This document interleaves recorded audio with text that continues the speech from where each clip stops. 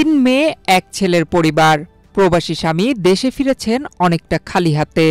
স্বামীর আয় না থাকায় সন্তানদের নিয়ে দুশ্চিন্তায় পড়েন এসএসসি পাশ করা কোহিনুর বেগম।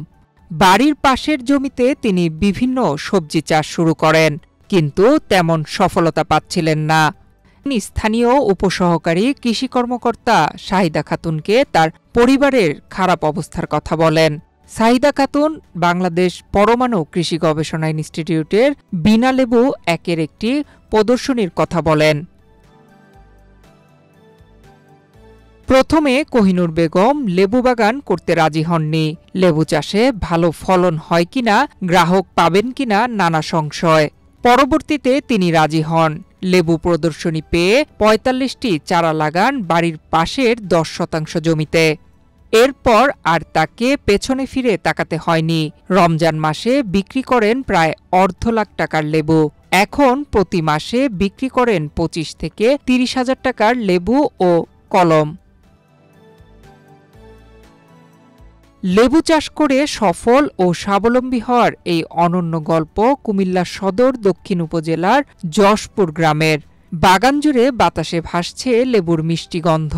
পদ্মা সেতু, মেট্রো রেল এবং এলিভেটেড এক্সপ্রেসওয়ে নির্মাণের গর্বিত অংশীদার বসুন্ধরা সিমেন্ট। গাছের এক ডালে ফুল তো আরেকটিতে ফল। 12 মাসই লেবু পাওয়া যাচ্ছে। বিনা লেবু 1 বীজবিহীন, চমৎকার সুগন্ধ।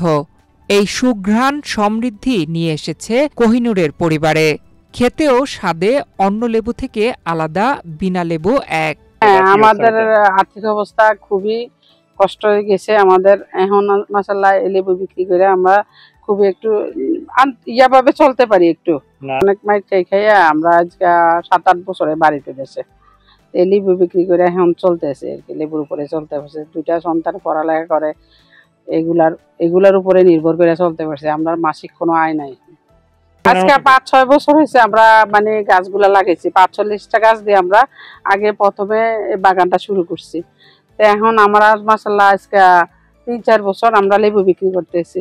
আমরা লেবু বিক্রি করে মাশাআল্লাহ বিনা লেবু 1 বহুত লাভবান আছি।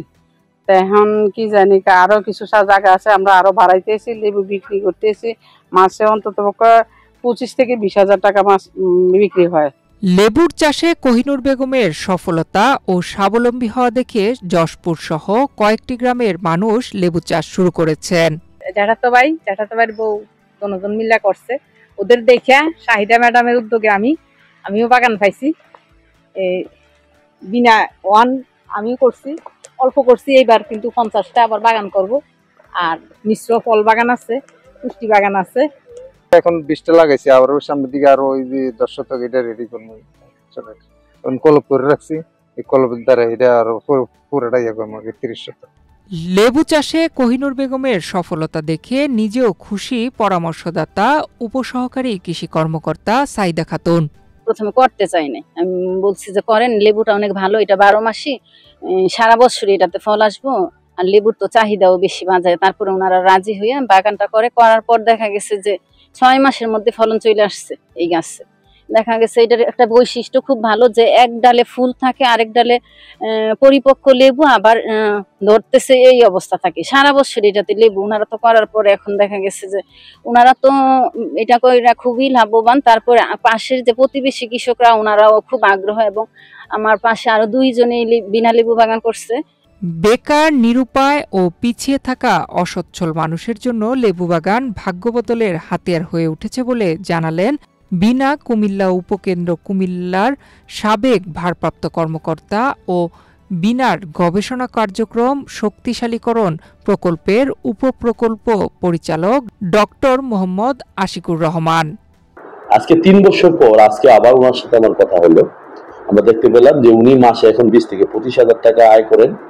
উনি এই 10% যে লেবুর 52টি তারা যে লেবু বাগানটি ছিল, এর থেকে শুধুমাত্র উনি লেবু বিক্রি করছেন তা না, উনি বর্তমানে তার থেকে কলম তৈরি করতেছেন, গুটি কলমের মাধ্যমে চারা তৈরি করতেছেন, অন্যদের কাছে বিক্রয় করতেছেন।